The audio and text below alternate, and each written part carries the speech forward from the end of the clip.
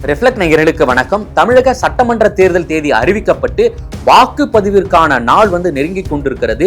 திமுக மற்றும் அவர்களுடைய கூட்டணி கட்சிகள் வேட்பாளர்களை அறிவித்து அதற்கான பிரச்சாரங்களை தொடர்ந்து கொண்டிருக்கிறார்கள். அதே போன்று மறுபுறம் அவர்களுக்கு சற்றும் சளைப்பில்லாமல் பாஜக மற்றும் அதிமுக கூட்டணியும் வேட்பாளர்களை அறிவித்து பிரச்சாரங்களை ஆரம்பித்திருக்கிறாங்க. இப்படிப்பட்ட சூழ்நிலை தான் பாஜகவுடைய 27 வேட்பாளர்கள் பட்டியல் நமக்கு கிடைச்சிருக்கு. அந்த பட்டியல்ல யாராரு பெயர் இடம்பெற்றிருக்காங்க, யாராரு போட்டியிடுறாங்க என்பது குறித்து இந்த பதிவுல பார்க்கலாம் வாங்க.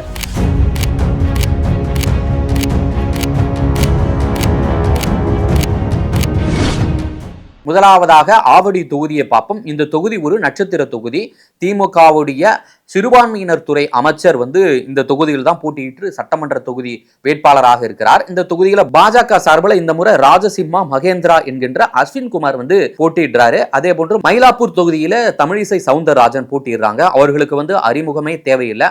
முன்னாள் மாநில தலைவராக இருந்திருக்கிறாங்க. அதே போன்று 2 மாநிலங்களுக்கு ஆளுநராக பதவி வகிச்சிருக்காங்க. இவங்க ரொம்ப பாஜகவுடைய மிக முக்கியமான வேட்பாளர்கள் இல்ல.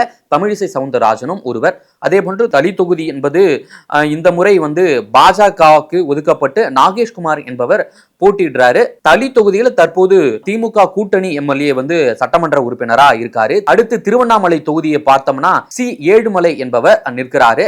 திருவண்ணாமலை தொகுதியில் திமுக சார்பில் அமைச்சர் ஏவா வேலு நிற்கிறாரு. அமைச்சர் ஏவா வேலு மிகவும் செல்வாக்கான ஆளு திருவண்ணாமலையில. அவரை எதிர்த்து சி ஏழுமலை நிற்கிறாரு. போட்டி எப்படி இருக்க போகிறது, களம் எப்படி இருக்க போகிறது என்பதை பொறுத்திருந்துதான் பார்க்கணும். ராசிபுரம் தொகுதி தனி தொகுதியில எஸ் டி பிரேம்குமார் என்பவர் போட்டியிடுகின்றார். அதே போன்று முடக்குறிச்சி தொகுதியில கிருத்திகா சிவகுமார் புதுமுகத்திற்கு வாய்ப்பு கொடுத்திருக்காங்க. மிகவும் இளம் வயது வேட்பாளர் பாஜகவில். அடுத்து உதகமண்டலம் தொகுதியில் போஜராஜன் என்பவர் போட்டியிடுகின்றார். அவினாஷி தொகுதியில எல் முருகனுக்கும் அறிமுகம் தேவையில்லை. முன்னாள் தலைவராக பாஜகவில் பதவி வகித்திருக்கிறார். அதே போன்று இணையமைச்சராக 2 முறை பதவி அனுபவித்துக் கொண்டிருக்கிறார். இப்பொழுதும் அவர் இணையமைச்சராக இருந்து கொண்டிருக்கிறார். அதை தொடர்ந்து அவர் எம்எல்ஏவுக்கும் போட்டியிடுகின்றார் பாஜக சார்பில். எப்படி இருக்க போகின்றது என்பதை களம் பொறுத்திருந்தான் அவருக்கும் பார்க்க வேண்டும். அதே போன்று திருப்பூர் தெற்கு தொகுதியில் தங்கராஜ் என்பவர் போட்டியிடுகின்றார். கோயம்புத்தூர் வடக்கு தொகுதியில் வானதி சீனிவாசன், இவர்களுக்கும் அறிமுகம் தேவையில்லை. இவங்க கோயம்புத்தூர் தெற்கு தொகுதியோடைய பாஜகவின் சட்டமன்ற உறுப்பினராக இப்பொழுது பதவி வகித்துக் கொண்டிருக்கிறாங்க. இந்த முறை கோயம்புத்தூர் வடக்கு ஒதுக்கப்பட்டிருப்பதால் கோயம்புத்தூர் வடக்குல வானதி சீனிவாசன் போட்டியிடுறாங்க. குறிப்பா பார்த்தோம்னா கொங்கு மண்டலம் என்பது அதிமுக பில்ட்னு சொல்லுவாங்க. இந்த முறை பாஜக அவங்க கூட்டணியில் போட்டியிடுறாங்க. கடந்த முறையும் சட்டமன்ற தேர்தலில் பாஜக கூட தான் அதிமுக கூட்டணி வச்சிருந்தாங்க. இந்த முறையும் அதே போன்று போட்டியிடுறாங்க. எப்படி களம் இருக்க போகிறது என்பதை பொறுத்திருந்து தான் பார்க்கணும். ரொம்ப களம் சூடாக தான் இருக்கும். திமுகவுக்கு கொஞ்சம் டஃப் கொடுக்க வகையில தான் கொங்கு மண்டலம் இருக்கும். தஞ்சாவூர் தொகுதியில் எம் முருகானந்தம் என்பவர் போட்டியிடுகின்றார். திருவாரூர் தொகுதியில் கோவி சந்துரு என்பவரும் போட்டியிடுகின்றனர். கந்தர்வை கோட்டை தனி தொகுதியில் சி உதயகுமார் என்பவர் போட்டியிடுகின்றார். புதுக்கோட்டை தொகுதியில் என் ராமச்சந்திரன் என்பவர் போட்டியிடுகின்றார். அதே போன்று அறந்தாங்கி தொகுதியில் கவிதா ஸ்ரீகாந்த் என்பவர் போட்டியிடுகின்றார். இவங்க பாஜகவுடைய மகளிரணி தலைவராக பதவி வகித்துக் கொண்டிருக்கிறாங்க. அதே போல ஐடி விங்கில ரொம்ப ஆக்டிவா செயல்படக்கூடியவங்க கவிதா ஸ்ரீகாந்த். திருப்பத்தூர் தொகுதியில கேசி திருமாறன் ஜி என்பவர் போட்டியிடுகின்றார். கேசி திருமாறன் என்பவர் அதிகமாக டிவி பேட்டிகளில் பார்த்திருக்கலாம், யூடியூப் சேனல்களை பேட்டி கொடுத்து பார்த்திருக்கலாம். அகில இந்திய ஃபார்வர்ட் பிளாக் கட்சியுடைய தலைவராக இவர் இருந்திருக்காரு. அதே போன்று மானாமதுரை தனி தொகுதியில் பொன் வி பாலகணபதி என்பவர் போட்டியிடுகின்றார். இவர் மாநில செக்ரட்டரியா இருக்காரு. அதே போன்று கடந்த மக்களவை தொகுதியிலும் போட்டியிட்டாரு. திருவள்ளூர் தொகுதியில போட்டியிட்டாரு. இந்த முறை அவர்களுக்கு சட்டமன்ற தேர்தலில் போட்டியிட வாய்ப்பு கொடுக்கப்பட்டிருக்கிறது. மானாமதுரை தொகுதியில் மதுரை தெற்கு தொகுதியில் ராம சீனிவாசன் என்பவர் போட்டியிடுகின்றார். இவருக்கும் அறிமுகம் தேவையில்லை.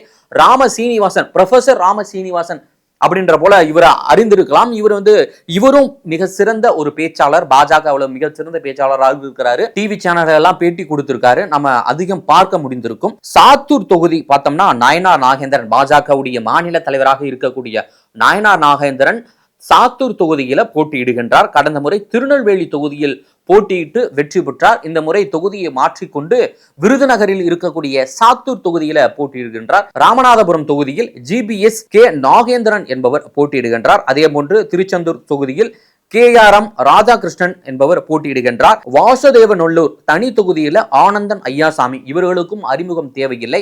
பாஜக முன்னாள் தலைவர் அண்ணாமலை போன்று இவரும் குறுகிய காலத்திலேயே தனது வேலையெல்லாம் அதிக சம்பளத்தில் வேலை பார்த்தவர், அமெரிக்காவில் வேலை பார்த்தவர், ஜோகோவில் வேலை பார்த்தவர், ஜோகோ நிறுவனர் ஸ்ரீதர் வேம்புக்கு மிகவும் நெருக்கமானவர். இதையெல்லாம் தூக்கி எறிந்துவிட்டு, இந்த பதவிகள்லாம் தூக்கி எறிந்துவிட்டு பாஜகவில் இணைந்த குறுகிய காலத்திலே வளர்ந்திருக்கிறாரு. அதிகம் படித்த வேட்பாளர்களில் இவரும் ஒருவர்.